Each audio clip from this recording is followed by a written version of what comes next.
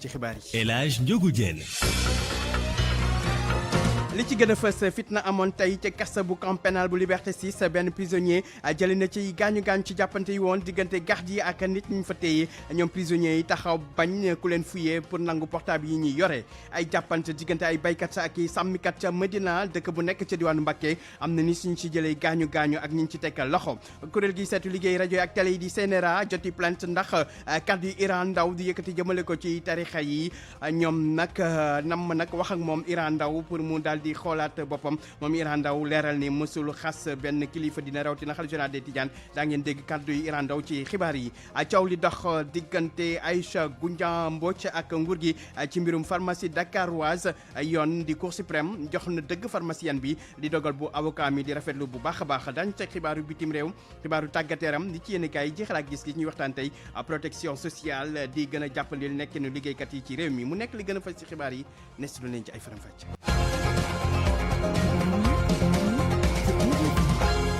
El Hadj Ndiogou Diène. Aliou Ba moo nekk ci machine bi mbokk yi ñu leen di nuyu dellu di rafetlu bu baax a baax seen ànd ak rajo Futurs Médias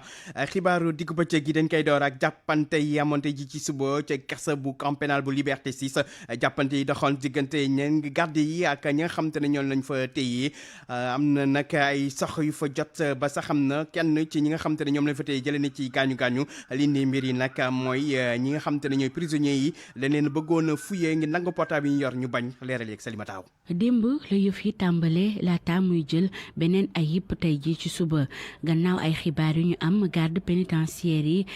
si ndigaluk chef de cour bi dañoo bëggoon jëlaat téléphone portable yi nga xamante ni ñi caabi féete ginnaaw ñoom ñoo ko yoroon wante ñoom ñooñee dañoo daaldee bañ commencé nag fippu ci noonee la garde pénitentiaire yi daaldee yokk doole ngir yëf yi mën a dellu si waat ci jàmm garde yi nag dañoo daaldee amal ay sox yoo xamante ni ca kaw lañ ko doon tiire ngir ñi nga xamante ni ñoo doon woy fippu yi te bañ dellu seen néeg ñu dem duggaat ci seeni biiri néeg ñi ñuy woowee EPI élément pénitentiaire d'intervention nekk unité boo xamante ni ma nga bokk ci administration pénitentiaire bi dañ leen sax mujjeewoo ñu ñëw yokk leen doole buñ sukkandikoo ci xibaar yi ñu am benn détenu moom moo ca gaañu ci xew-xew yooyu le suñuy xibaar yi nga xamante ni jóge ne ci administration pénitentiaire bëgguñoo yéyagum yàbbi ci mbir mi ñoom ñooñee itam di leeral ni lii benn fipp la woon rek te yàggut dañ ko maîtriser sa saasi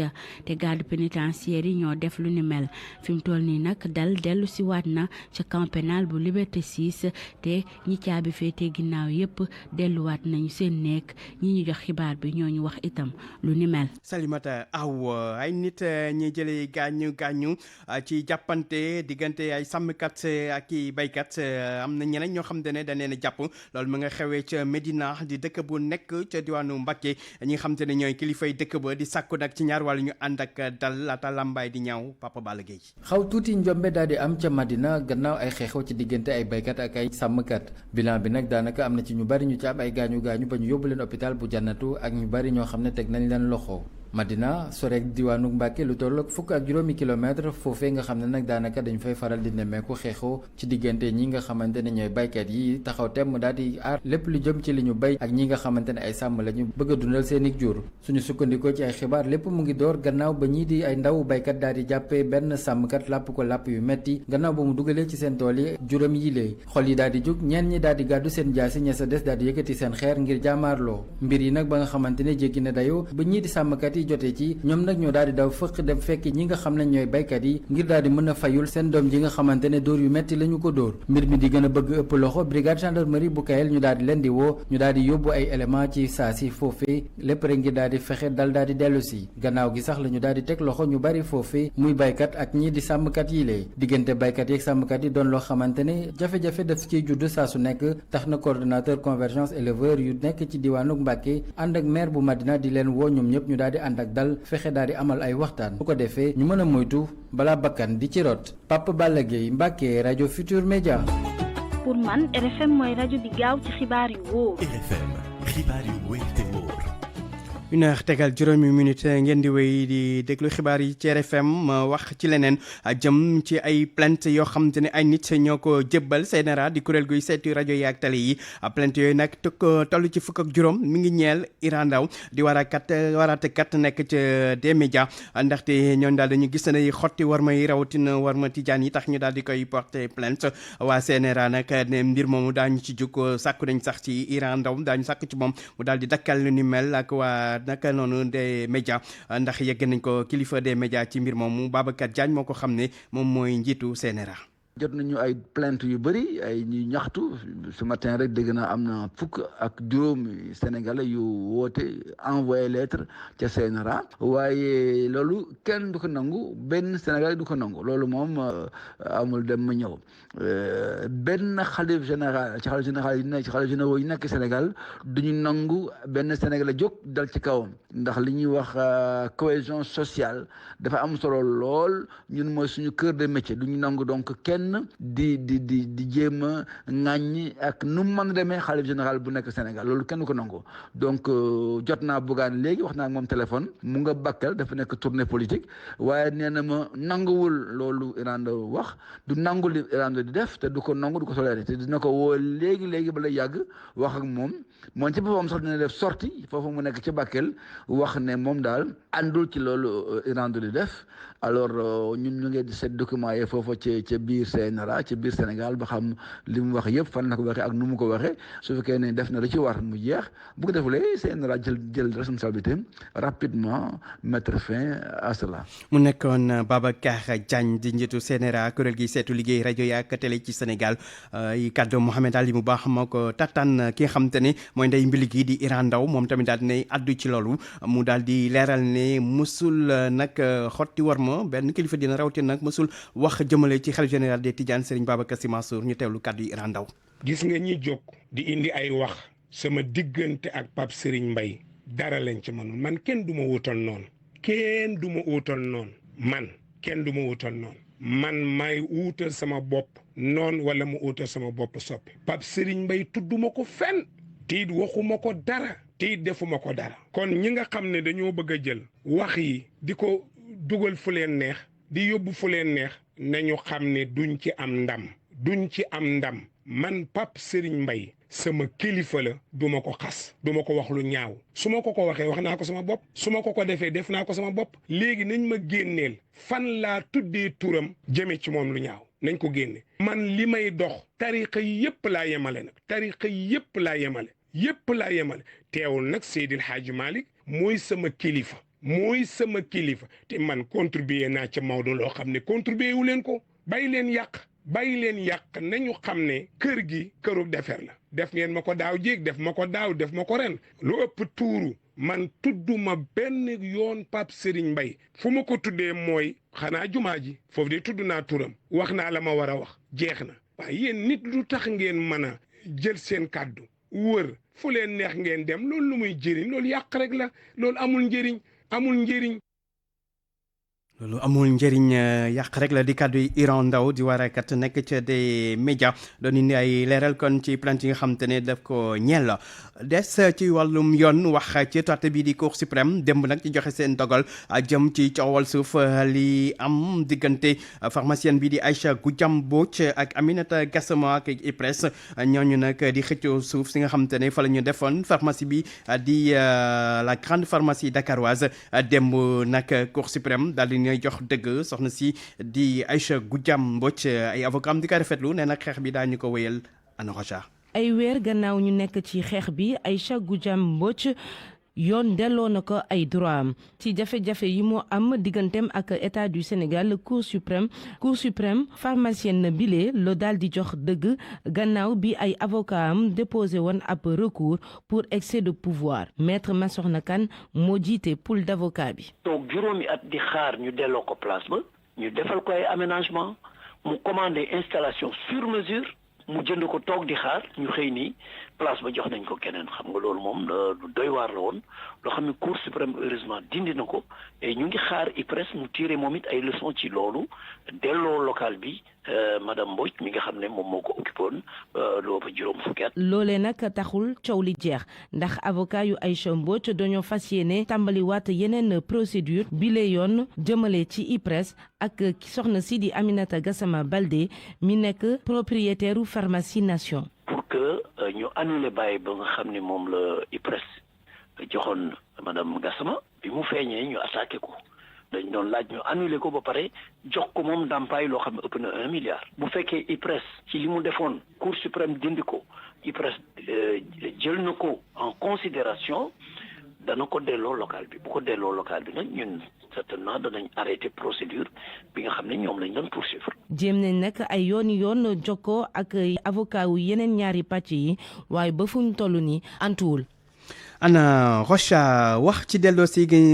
président Macky Sall na ma delloosi poste premier ministre ñu ngi koy wax barki bik ba léegi mbir yi nag ñu war ko yóbbu ci assemblée nationale ngi jaarale ko fa ci procédure d'urgence la nar a doon weer décembre di ñu dëgmal seen sukkandikoo ci xibaar loolu nag di coppite ñu nar a ci indi ci constitution bi yan coppite moo ci nar a am ak delloosi googu ñu nar a delloosi poste premier ministre leeral yeeg Mohamed Ali mu baax. première implication juridique boo xamante ni war nañ ko indi mooy soppi constitution bi bu ñu soppee constitution bi war nañ nag changer ay dispositions yoo xamante ni nekk na ci constitution lu mel ni attribution gouvernement bi naka noonu itam nu ñu organiser liggéey assemblée bi naka noonu itam rapport diggante président gouvernement bi ak assemblée nationale. professeur Mamour Sy nekk constitutionnaliste jàngalekat ci université Cheikh Anta Diop de Dakar. parce que léegi premier ministre bu ñëw il faut mu dem taxaw ci devant député yi pour défendre loolu ñu naan politique générale bu dee défendre na ko nag toujours constitution bi day may itam député yooyu bu dee kontaan nañu ci ni mu ko défendre mbaa li ñu dégg ci politique boobu ñu voté li ñu naan motion de censure pour daaneel gouvernement boobu. mais bien entendu bu dee constitution bi tam may na leen ñoom ñu voté loolu ñu naan motion de censure da koy may tam président de la république mu mën a bu dee conditions yi réunir na mu mën a tam moom jël li ñu naan droit de dissolution maanaam tas donc assemblée bi. du loolu kese delloo si poste de premier ministre bi day tax itam président de la république gën a nooy. parce que il faut mu ne désormais premier ministre bi ñëw na premier ministre bi am na pouvoir coordonner liggéeyu ministre yëpp te premier ministre boobu pour mu mën a coordonner liggéeyu ministre yooyu il faut mu am li ñu naan pouvoir réglementaire autonome. nu mantamel bu ñu sukkandikoo ci constitutionnaliste boobu delloo si poste de premier ministre bi du méttee noonu ndaxte da ngay dellu si rek texte yi nekkoon ci constitution bi comme nu mu nekkee woon. Mohamed Ali mu baax yi na wax tegal fukki minute ak ñett cekkeen ak ca mbayeen nekk ca Pout. ak RFM kumpa jeex na. wax lu soxal wàllum njàng mi ak lajj yu bëri yoo xam te ne daañu gis ne élèves yi dañ koy lajj ci examen yi loolu nag nekk lu jaaxal lool ñi nga xam te ne ñooy yëngu ci njàng mi rawatina psychologue conseil yi nga xam te ne ñoom ñooy jàppale élèves yi seen wàllum njàng ñoom ñooñu nag di amal ab ndaje foofule ca diwaanu Casamance nee na nag daañu xool loolu lu ko waral ak lan moo ci saafara Abdoulaye Diallo. directeur yu centre académique d'orientation scolaire et professionnelle KOSP yu diwaan yu ci bët saalum réew mi ak yu diwaanu Tambacounda la ñuy tàngat ngir ñu gën a mën a saytu te mën a indi saafara ci jafe-jafe yi faral di xajamal njàngum ndongoy daara yi ba ñu bari ci ñoom di échoué. lan moo tax mu daal di sooke du caaginu xale yi dañu amul xel du caaginu xale yi bëgguñu jàng du caaginu vraiment mën nañu daal di jàpp ni que dañu am ay difficulté dañu am ay jafe-jafe dañuy jànkonte ak ay jafe-jafe léegi jafe-jafe yooyu nga xamante ne ñu ngi jànkonte moom dafa laaj ñu mën a daal di boole sunu pas-pas ngir jàppale leen ci jafe-jafe yooyu ñu mën ko dépasser. échec yu bari yooyu dañoo jaaxal yile psychologue conseiller moo leen tax a gis solo su ndaje bi. donc bu ñu xoolee ci bac bi ci BFM bi ci CFE bi lu ñuy séntu ci résultat léeg-léeg duñ ko am donc dañoo gis ne donc facteurs yi mën a expliquer lii dafa bëri mais lépp lu ñu jàpp mooy que élèves yi léeg-léeg dañuy am ay jafe-jafe ci seen njàng jafe-jafe boobu donc enseignants yi ñu ngi ciy def lu ñu mën mais xool nañ ne am na loo xamante ne mën na échapper enseignants yi moo tax donc psychologue conseiller donc am nañ seen wàll am nañ loo xamante ne war nañ ci mën a taxaw pour que élève bi bu ñu ko gungee rek mu mën a réussir. tàngat bi ni mel ñu ngi koy amal fu ne ci réew mi loolu ngir ñu mën a wàññi échec scolaire yi RFM Kolda. Abdoulaye Diallo des njàng mi ba léegi ak étudiant université Cheikh Anta Diop ñu taxawal kuréel gu bees gi ñu tuddee aar suñu cité liñ ci jublu nag mooy fexe ba daal di aar seen université bi naka noonu tam ñongal njàng mi waaye fexe tamit dal am ci bérébu jàng boobu tey lañ ko doon fësal ci taw am sayit seen coppite yi ñu amal ci wàllum dëkkuwaay ca daara ju kawe ga université Cheikh Anta Diop tax na ay ndongo wu daara ja taxawal ab mbootaay buñ duppee aar suñu cité Aïssa Diop nekk coordonnateur bu mouvement aar suñu cité. depuis Maguette Sène bu mu ñëwee ci université ba léegi pratiquement l'université a changé d'image boo leen seetloo boo leen duggee université comme si que hôtelu 5 étoiles nga nekk wala si leneen ak leneen nga nekk franchement dafa rafet de trop étudiants yëpp apprécier ko donc loolu moo waral tey jii ni ñu taxaw ñun en tant que étudiant créé benn mouvement bu tudd aar suñu cité. dolli ci ne université kenn waru leen ko gën a fonk naam sax li fa ne ñoom defuñu ko fa waaye ñoom ñoo siy jëriñoo kon jot na ñu def ko seen moomeel te fas yéene ko sàmm. lépp lu ñu nit ñi defal muy autorité kuddi yeeg keneen ak keneen ak keneen ñun ñoo ko war a mën a sàmm ñoo ko war a mën a suuxat du mbindeef bi jóge si biti moo ñu koy defaral wala du doomu aadama bi jóge si biti bi nekkul université moo ñu ko mën a defaral donc de ce fait moo tax ñun ñu organiser wu en tant que étudiant taxaw xool xam ne tey jii nii ñun ñoo moom lii dañ see war a teg sunu tànk jéem koo protéger jéem koo sàmm étudiants yi ñu ngi ñuy dégg ñëpp ak autorité université yëpp ñu jàppale ñu si mouvement bi étudiants yi ñu ñëw adhéré autorité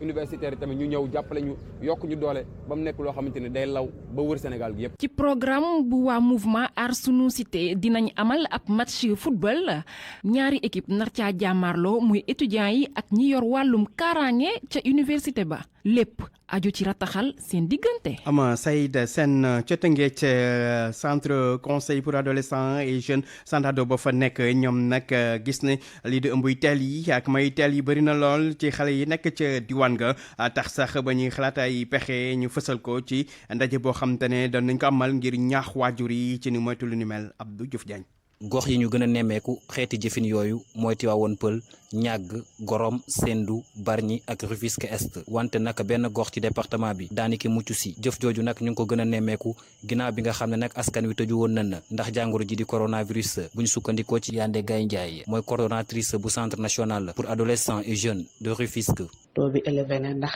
xale yu jigéen yi nga xam ne ñu ngi am fukki at ak juróom ñu ngi ci taux de ñaar fukk ak ñeent te loolu moom xaw a doy waar te tamit ñaari at yi ñu génn ak pandémie Covid 19 bi tax na violence yi dafa gën a yokk métital yi ñuy métital xale yi dafa gën a yokk ndax feebar bi xale yi dematul leen école xale yaa ngi ci kër yi xale yi am na ñuy taxawaalu. ngir nag fexe ba dindi fi jëf yu ni mel ay ndaw ñu ngi wër yenn gox-goxaan yi ngir ñaax waajur yi ak ndaw ñi ci musiba yi nga xam ne xeeti jëfin yooyu mën na koo indi ci askan wi. ñu am nag ay xale yu ci sawar xale yu engagé wu ñuy ooyee les pères éducateurs ndax waxtu wi programme conjoint UNICEF UNFPA bi ñu ngi mëne ay activités yi ñuy def nag dafa am communes yoo xam ne dañ leen a ciblé communes yooyu nag foofu lañ gis ne foofu la xarafal jigéen yi gën a am foofu la xale yi teel a maye fa la gën a am foofu lañ gisee te xale yi teel a ëmb yi. askan woowu tamit ñuy sàkku ci ñoom ñu dugal seen loxo ci xeex bi RFM Rufisque Abdou Diouf Diagne. Abdou Diouf Diagne wax ci xeexu wala wujjee gi am tar lool jamono ji ci këru téléphone yi di Orange ak Wave jëm nag ci wàllum yónnee ak jot xaalis Orange mu ne nag fan yi nag ñu jël dogal ne fi mu toll nii buy yónnee xaalis daanaka li ngay doo fay dara loolu nag ngir xeex Wave di loo xam te ne nag dàmbooj bu coalition citoyenne mi ngi koy ñaawlu moom mu gis waa Sénégal yi ngir ñu daal di bàyyi fële Orange daal di dem Wave de kàddu yooyu mu yëkkati nag waa Sonatel yi rawatina liggéeykat yi di koy ñaawlu ñu gis ne dañu war a xam ne Sonatel kon askan wi ñoo fa nekk di fay liggéey Koumba Sandiane Faye. Sénégalais yi fañ nekkoon ci weer di fa def seen i transfert nañ fa continuer pour wan Orange ne ko ñun duñ nangu kenn dañuy jaay doole. ab woote ngir du muyu Orange Sonatel porte-parole bu coalition citoyenne pour le peuple mënul wanaasu lim jàppe ni njuuj njaaj ak naxaate te groupe téléphone bii di Orange di ko def stratégie boobee waxta mën a jàll dàmbuj. comme Wave ñëw na wàññi ay prime di def 1% léegi nag mu xam ne 1% boobu da koo nar a rey moom Orange léegi nag Orange bëgg a wàññi ba wàññi lu yées 1% loolu lim ci jublu mooy fexe ba rey Wave bu ko defee su reyee Wave delluwaat ca prix yu gën a cher sax yam nekkoon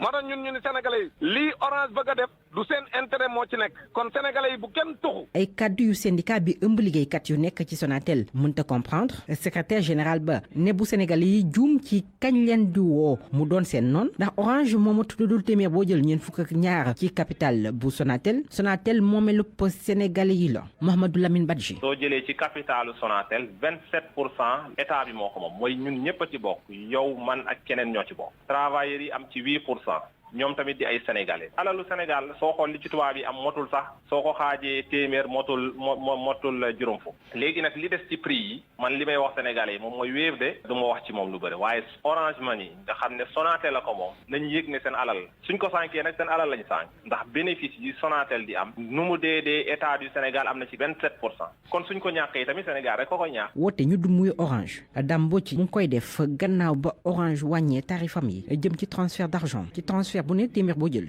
mu yées 1%. Koumba Sandiane Faye wax lu soxal wàllu napp gi ak mareyeur diwaanu Fatick ñoom nag njaaxle la ñu am ndax nee nañu ba tey jigéen bitim réew ñëw fii di napp ci sunum réew loolu nag mën na rey napp gi. Aminata Goudiaby. nappkat yi nga xam ne ñoom ñoo nekkee ci Jifeer nag ñoom ñoo doon màggal journée internationale de la pêche artisanale date officielle bi nag dimanche la woon waaye ñoom dañ koo décalé woon ci activité bi ñu doon amal foofee ci seen dëkk ba la ñu waxoon ay jafe-jafe yoo xam ne moo sonal seen secteur bi ci boor boobu nee ñu nag daf ci am ay bateau de pêche yoo xam ni dañuy ñëw côté boobu te lu ci ëpp duñu respecté li nga xam ni moom la loi wu Sénégal laaj ci wàllu napp Mamadou Ndione membre la ci comité local de pêche bi. bateau yu sonal nañ ñu lool parce que fi nga xamante ne fa leen état wax pour ñu fay mbaale duñ fa dem dañuy ñëw ba Jifir fii nga xamante ne fii lañ nekk soo génnee guddi à 3 kilomètres ou bien moins de 3 kilomètres da ngay gis bateau yi mbaal te loolu day impacté bu baax si li nga xamante ne mooy secteur de la pêche bi. nee ñu nag tere gi ñu leen di tere ñuy napp guddi gi ci Jifeer juróom-ñetti weer lay duré ci at bi ñoom nag ñu ni mesure boobu dafa ëpp trop te war nañ koo seetaat Babacar Sarr moom mooy vice coordonnateur comité local de pêche bu Ndangaan féetee ci commune bu Fimela. parce que yow man je ne peux pas concevoir tey ñu tëj fanaan Dakar di mbaal Missirah bi bokk ci Fatick di mbaal guddi te fii duñu mbaal ñi tax ñu tëj fanaan bi tëj fanaan 8 mois sur 12. quai de pêche bu Jifeer nag bokk na ci site de débarquement yi nga xam ne ñoom ñoo gën a mag ci Sénégal nee ñu daanaka 10 000 tonnes ci jën ak yu ni mel daañu ko fa napp at bu jot waaye nag gox ba dafa manqué ay bërëb yoo xam ni mën nañ di fa transformer jën yi ak fruits de mer yi nga xam ni moom mooy jóge ci géej gi. am nañ ay difficultés yoo xamante ne yu bëri la pour transformer li nga xamante ne moom mooy produit halieutique yi. commune Palmarin nag yaatu na te am na espace boo xamante ne aussi war nañ faa mën a construire ay four yi nga xamante ne ni transformateurs yi ak transformatrices yi ñu am foo xamante ni dinañ fa mën a transformer seen produits yi. ay autorités yi nekkee ci Palmarin ak itam yu Fimela nee ñu daañu yeggee kilifa yi nga xam ne ñoom ñooy décider seen jafe-jafe yi ngir ñu indi ci ay saafara Aminata Goudiaby Fatick RFM. Aminata Goudiaby bu ñu jógee Fatick dañ dem ba Bangaaj Samb di dëkk bu nekk ca commune bu Thiénaba ca diwaanu Thiès askan wi yëkkati seen kaddu di sakku ñu saafara seen i tawat bokk na ci wàllum wér-gu-yaram ak i tali Cheikh Anta Diop. Bangaaj Samb di dëkk bu mag digganteem ak Fandène toll ci daanaka ñetti kilomètres fii dugg bi jafe na lool tali bii de bu nawet bi ñëwee kenn du fi mën a jaar day fees dell ak ndox ba dañuy wiiri ci yenn dëkk yi leen wër waaye tawat yi sax lañuy am jafe-jafe ngir ñu yóbbu leen Thiès kii di góor gi Mbay Samb moom mooy chef de village bi. yoon bi ni mu bindoo bu masaan taw dina nu jóge fii ak Thiès 12 kilomètres la dem ba Kër Yaaba nu tourné croisement Ngoundiane mu war a nekk fukki kilomètres nga door a continuer jóge croisement Ngoundiane dem Thiès ambulance bi mu ngi nii gaare ngir yoon wu bon te ambulance bi bon walante ñoonu ko indiloon muy transporter jigéen ñeeg nit ñeeg ñëpp gàmmu gi mu fiy def rek jar na defar yoon wi lu ëpp ay téeméeri junniy nit dañu fiy teew suñu dikkee oto yi dañuy puus a puus ba sonn. dinañ gën a métti bokk na ci na tali bi dañ koo defar ba mu génn Fandène ñu daal di ko faa dagg diggante bi daanaka 2 kilomètres ak genn wàll la. yow génnee ci église bi table bañ fa taf dañ caa bind Bangaaj table bi nekk buntu commune Thiénaba feles bi Bangaaj lañ def Kër Mor Ndiaye tali bi pare yem Fandène booba ba tey nu di ko tawat di jooy lu ne def nañ ko bu nawetee du nu am fu nu jaar danoo bëggoon yoon wi ginnaaw dañ koo déparé woon Thiès Fandène Bangaaj tubaatul ñu bañ koo yemale Fandène. waa dëkk bii de di Bangaaj ñoom ñoo am seen pas-pas dajale li ñu am indi ay engin ngir ñu xàllal leen yoon wi. noo ko tàmbalil suñu bopp suñu alali bopp ab nituk yàlla ñëw jàpp leenu ci. Bangaaj mi ngi nekk ci commune ab Thiénaba soriwul it Fandène askan wi nee nañ ñoom booloo nañu nekk benn ngir fexe nag ba Bangaaj ku leen ko defarul ñu defaral ko seen bopp. RFM Thiès Cheikh Anta Diop. RFM bitim réew. xibaaru bitim réew Georges Dethié Diop lañ ci àndal Georges ñu ngi lay nuyu. maa ngi lay fay El Hadj Ndiogu. dañ koy door ak réewum Gambie foofu nag commission vérité réconciliation bi ñu fa sampoon daan nay sakku ñu topp ci wàllum yoon nguurug Yaya Jammeh di président fa nekkoon ndax yi faatu bakkan yi mu fa def. boobu di benn ci yenn digle yi nga xamante ne mu ngi ca biir rapport wa nga xamante ne itam démb lañ ko eggee njiitu réew ma foofu ca Gambie di Adama Barrow Salimata Aw. rapport bi nag commission vérité ak réconciliation mi ngi ko doon xaar boobu ba tey lu ëpp 2 at ñu cay liggéey commission ba dafa doon déglu ñi nga xamante ne ay victimes lañu ña doon seede wante itam ña doon def ñaawteef yooyu ci régime ki fa nekkoon président di Yaya Jammeh ci digle yi nag bu ñu sukkandikoo ci Lamine Ciss président commission bi xamle na ni képp koo xamante ni sa loxo takk na ci mbir mi ñu topp la yóbbu la fa mbaxane doone benn muy nag Gambien ak kudul Gambien képp ku ci sa loxo takk dinañ la topp ci événement yi nga xamante ni moom moo fa amoon diggante juillet 1994 jàpp janvier 2017 laaj bi ñëpp di samp nag mooy ndax soxla na ki fa nekkoon président di Yaya Jammeh te daw làkku ca Guinée équatoriale moom it ñu daal di koy déglu Adama Barrow moom mi nga xamante ne mooy njiitu réew ma fa ñu nekk daal di nay dalal xel yi di xam ne ni processus bi maanaam jéego yi ñu seqi fa mu war a yegg dina fa yegg. Georges ñu wéy dem ba Burkina Faso foofu nag président Roch Marc Christian Kaboré xam na ne dina soppi gouvernement bi. loolee gannaaw tension ba nga xamante ne nemmeeku nañ ko ca biir dëkk ba ay manifester gannaaw ay cong yu bëri yi nga xamante ne jëmale woon nañ ko ci l'armée bi fan yi passé te ñu nemmeeku ci ay bakkan yu bëri ya ci ay rot ci ab discours wa nga xamante ne nag mu ngi ko def ci xaajam guddi Roch Marc Christian Kaboré ne itam ni daañu teg ay daan ñenn ñi ci biir l'armée ba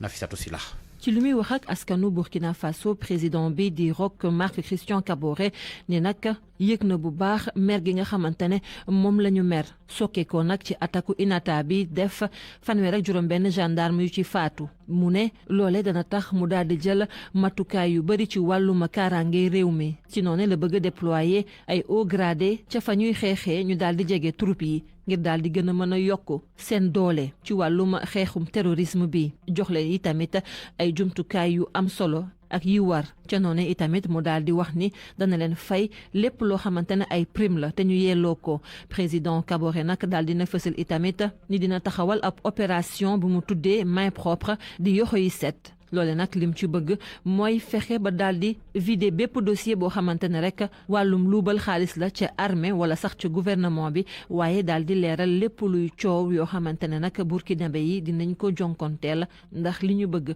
mooy am gouvernance bu jaar yoon waaye tamit démocratie ci réew ma Roch Marc Christian Kaboré nag leneen li mu bëgg mooy taxawal équipe gouvernementale bu yees ndax jàpp na ni faw nit ñi xam fan la ñuy teg seen tànk ci doxal ak jubal bu jaar yoon ci lépp loo xamante ne rek dafa soxal réewum Burkina Faso ngir lu ko sukkali ci wàllub koom waaye tamit ci lu koy teggil ba faw lii di terrorisme.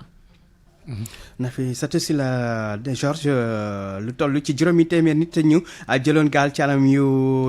jëloon gaal ngir dem bitim réew ci anam yu jaaduwul ñoom nag lañ daal di wallu ca waaxu Tunisie yi. ay migrants clandestins bokk ci ay nationalités yu bëri arabe asiatique ak jógee Afrique 400 ak juróom-ñett fukk ak juróom-ñaar lañ ñoom nag ñu ngi leen wàllu armée marine bu Tunisie moo leen wàllu gannaaw bi seen gaal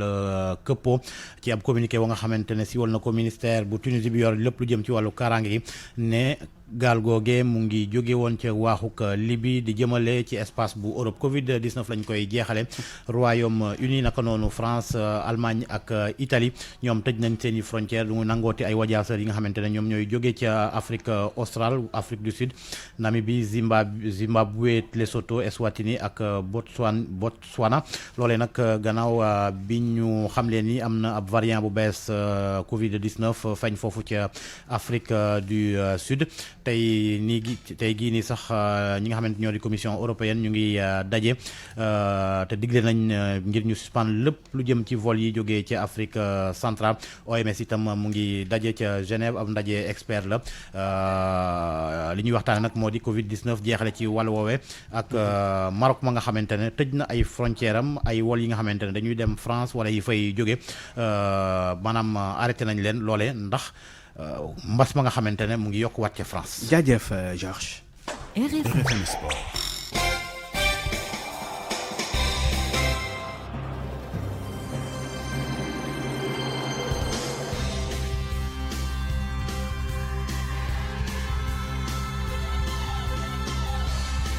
yegsi ci xibaaru tàggat yaram ànd ceeg Cheikh Tidiane Diagne sëñ Cheikh ñu ngi lay nuyu. maa ngi lay fay El Hadj Ndiogou Diène. football lañ koy dooree Ligue 1 du championnat bu Sénégal ñaareelu bëccëg bi suba lañ koy tàmbali Jaraaf nag tàmbali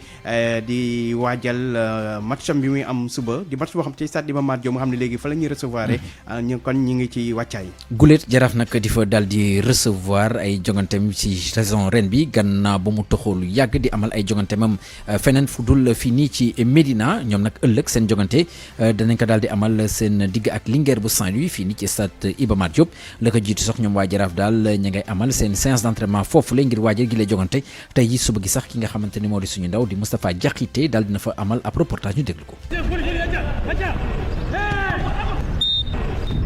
équipe bu Jaraaf amal entraînement am tey ci stade Iba Mar Diop muy ñaareelu tàggatub équipe bu Médina bi gannaaw ba mu xamlee ni ci stade Iba Mar Diop lay amal ay jonganteem muy lu Cheikh Gueye entraîneur bu Jaraaf di rafetlu. xam nga recevoir fi nga xamante ni fa nga dëkk aussi dafay am solo trop ci équipe bi nga xam mooy Jaraaf am na loo xamante ni war na ko mën a indi ci ñun ñi nga xam ñooy technicien wala ñi nga xamante ne ay joueur mooy am na benn pousse boo xamante ni tey supporter bu ñëwee fee stade bi am na lu mu leen di jox ba nga xamante ni motivation pour seen pour mën a dégmal match yi te am aussi am ci ndam. entraîné ci stade Iba Mar Diop doon mbégte ci waa Jaraaf waaye terewul terrain gazon bi am ay rëkk-rëkk mu doon lu tey xel ci Cheikh Gueye donte danañu def seenum kéemtulaay kattan ngir mën a gagné. waaw ñëpp xam na ni pelouse bu nekkul à 100% wala 80% ba nga xamante ni mën nga xaar football bi nga xamante ni moom ngay bëgg tey en tant que acteur bu ma waxee ci wàllu joueur wala ci wàllu technicien mais tam buñ jégee loolu lépp mooy pelouse bi ak nu mu mënti mel aussi ci ñaari équipe yëpp la yem muy ci Linguère ak Jaraaf ba nga xamante ni du doon alibi pour ñu mën a def match bi nga xamante ni moom lañ bëgg def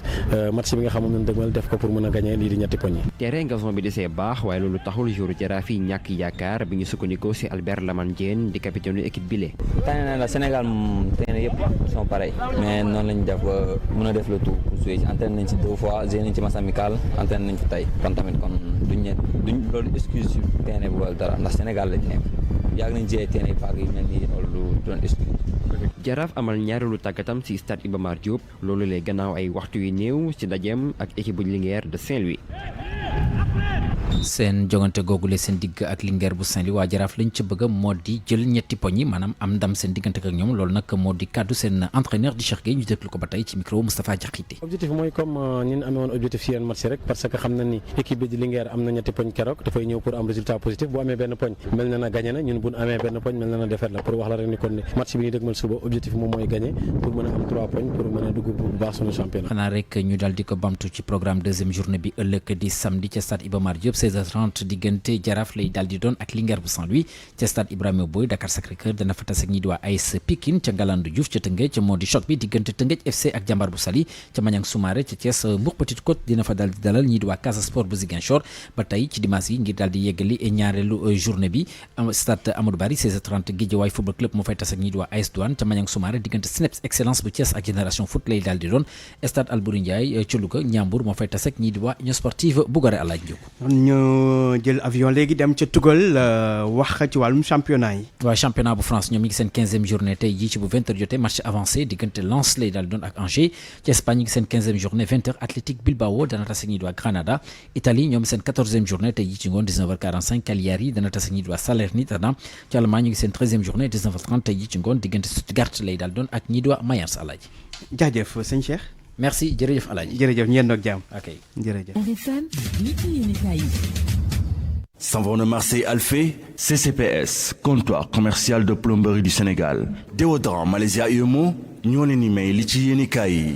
ci yéenekaay yi Mamadou Mouhamed Ndiaye lañ ci àndal. jërë ngeen jëf journal L'Observateur mi dul bàyyi jaan ci pax xëy na di lu njutu ak loxo mboot sëy su premier ministre gi président Macky Sall bëgg a daajaat ci réew mi anaka cay toog nan la war a mel ubbil yéenekaay bi wax ji la teg di ko waxtaane ak ñu ci mel ne Cheikh Yérim Seck dib journaliste expert en communication Alioune Ndiaye njiital Pikini Production dib journaliste ak kii di docteur Cheikh Diallo moom Cheikh Diallo li mu wax waa L'Observateur bokk na ci ne boo demee sax mën naa am président Macky Sall ba léegi xamagul kan lay def premier ministre Alioune Ndiaye ne moom ki mu jàpp ne mooy dooni premier ministre bu bees bi ab technocrate bu amul benn ambition wala ab politique kat bu ñu mën a jàppee plan B Cheikh Yérim Seck ne ki président Macky Sall di tànn tabbu ko premier ministre ci kookee ci la ñuy xamee fan la président Macky Sall jëm ak waa réew mi 2024 l'info nañu loolee lépp Macky Sall calculé na ko ba teg moom mi bëggoon a ngar daajoo lépp dem na ba xam xel ne mënut a nekk moo waral mu bëgg a wut ab bëkk nekk buy jàmmaarlu bukki néeg yi Aminata Touré mi ma soon a doon premier ministre am mën naa dellu siwaat Idrissa Seck it yéenekaay bi nee nañu dàqisu ko la ciy ñu rek moo di su ko Macky Sall defee premier ministre mën naa jurug dualité au sommet de l'État mën naa andit coow lu rëy ci biir APR Amadou Ba daal l'info nee nañu moom la xel xaw a mën a jàppandeegum ndax expérience am bu mag bi mu am ci gouvernement ak ni muy doxee ak nituk jàmm gi ñu ko bàkkee ci réew mi jekk na lool ci doon premier ministre ak dauphin bu Macky Sall Le Quotidien nañu ak ku mu ci mën a doon daal na xam ne yëf yi du yomb ci moom PM ñu koy tekkee premier ministre yéenekaay bi ni mu ko tekkee tey moo di pression maximale Thierno Bocoum ci xët mu njëkk La Tribune mu fay wax ne constitution réew mi dañu ko war a génnee ci calcul politique ba mu set wecc journal Témoin mel ne ku naan ko noppalul booy seet ku ay lool ci caxat-caxatee constitution réew mi jàppal Macky Sall juróomi changement Macky Sall def na ko ci constitution Sénégal ci juróom-ñeenti at yi mu fi nekk Seydou Gueye di leeral ci xët mu njëkk Vox Populi li waral ba président Macky Sall ne dafay delloo si poste premier ministre mu ne mooy wàllu koom-koom gi ak dundinu askan weeg ni ñu tëddee ci réew mi ginnaaw bi fi Covid-19 bi jaaree adoption PAP 2A agenda diplomatique international bu président boole ceekit moom la ñuy dénk Union africaine déwén ak jàmm loolee lépp munul fu nekk mu nekk fa mu nekk dafa wax joojee moom Seydou Gueye di ci journal Vox Populi Moussa Taye ma nga ca wet ga bay xam le ne lii dëgg tey dëgg daal moo di Macky Sall ak li mu def du dara lu dul nit kuy wëndeelu ci wàllu politique xamul fu mu jëm ñu dem ci la Sénégal fekk fa kàdduy ministre Omar Gueye porte-parole gouvernement bi nee na delloosi gi président Macky Sall ne da koy delloosi poste premier ministre ku jàpp ne président dafay làmbatu juum nga fast track gi mu ne moom la bëgg réew mi doxe ko ca la nekk ba léegi journal La Tribune nañu léegi nag wax ji ñaar la bu président tabbee ab premier ministre il faut que dañuy tas gouvernement bi fi nekk moolaat beneen te li leer ba leer moo di buy taxawalaat beneen gouvernement dina ci am ay ministre yu muy dagg seen bopp dàq leen taximan bi ñu fekkoon mu faatu ci taxem ca point E journal Libération nee nañu waajaa ngi Moustapha Gueye la tudd wëyi yu ko agressé ay sémmiñ lañu ko gor ba mu jaare ca ñàkk ba kanam ñaar ñi ñu jàpp nañ ñoo def jëf ju ñaaw joojee jàpp nañu leen kenn ki Mohamed Diop la tudd am ñaar fukkeet ak ñaar ka ca des Ibrahima Semega toll ci ñaar fukkeet ak ñeent Mohamed Diop xamal na takk der yi ne ki mu àndaloon di Ibrahima Semega moo njëkk a gor taximan bi sémmiñ ci ginnaaw journal bi nañu enquête ba moo feeñal ne Mohamed Diop ak Ibrahima Semega dañoo soxla woon en urgence 70 000 moo tax ñu dem songi taximan bi ba faat ko Libé mi ngi ñuy waxit li leen feeñal L'Observateur moom xëy na feeñal ñu bari bàyyiwul xel mu di ñiy nekk ci buntu police ak gendarmerie di bindal nit ñi ay plainte ñenn ci ñoom ñu ngi nittali ci yéenekaay bi ay cas yu ñuy dajal léeg-léeg ci seenub liggéey am na kenn ku leen ne benn bis am na benn femme bu ñëw fi man nee naa ko bindal ab plainte dafay porter plainte wujjam ndax wujj wi day sàcc ayam keneen ku leen wax ne benn xale bu jigéen mës naa ñëw ci man nee naa ko bindal plainte jëkkëram ju am 75 ans lay yóbbu ci yoon ndax saa yu jëkkër ji di sëy ak moom ci kaw lal bi da cay boole yu ca bokkul.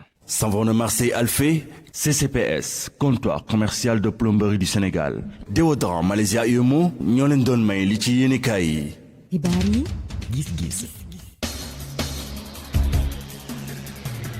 mbokk yi ngeen di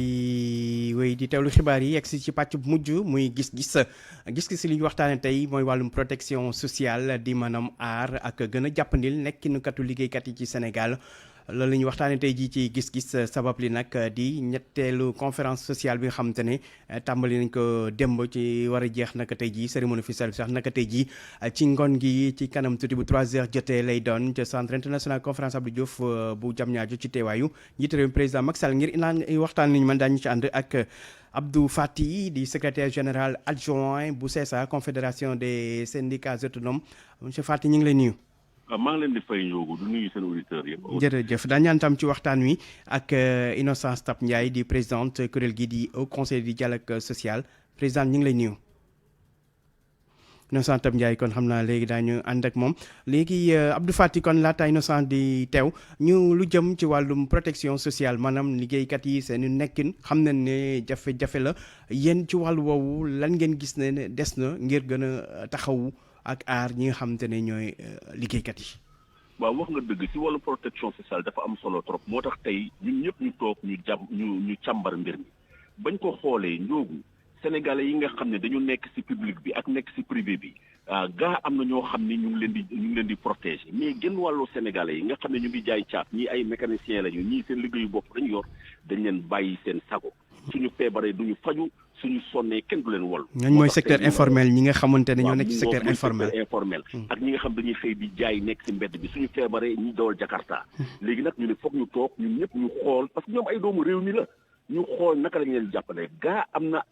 na ay filets de protection comme par exemple bourse familiale comme par exemple kii universel wante li ñu constaté mooy xaalis bu bari boobu yëpp dafa amul traçabilité amul visibilité et également amul redevabilité 10 hectares di ko bay chaque année li ñu ci gagné ñu dem déposer ko ci mutuelle nga xam ne ñoom ñëpp am nañu assurance maladie donc ay sources de financement endogène la source de financement yu syndicat yi def mais état bi également moo war a xool moom fi muy jëlee yenn ndax yaakaar ngeen ne conférence sociale bi li ciy tukkee duñ ko dugale ci tiroir yi conclusion yeeg ba beneen rencontre ñëwaat ñeenteelu édition bi ndax gëm ngeen ne bi yoon daal nguur gi affiché na volonté maanaam wane na pas-pas ngir fexe ba liy tukkee ci ndaje bi ngeen di amal jamono ji conférence sociale bi lu fa tukkee ñu fexe ko doxal ba déwén duñ ñëwaat di waxaat les mêmes problèmes. waaw incha allah ñun conférence sociale bi duñ ci tay xam nga ñun tayuñu ci moo tax même prise en charge minimum pension yi c'est ci conférence sociale la jóge ñun tayuñu ci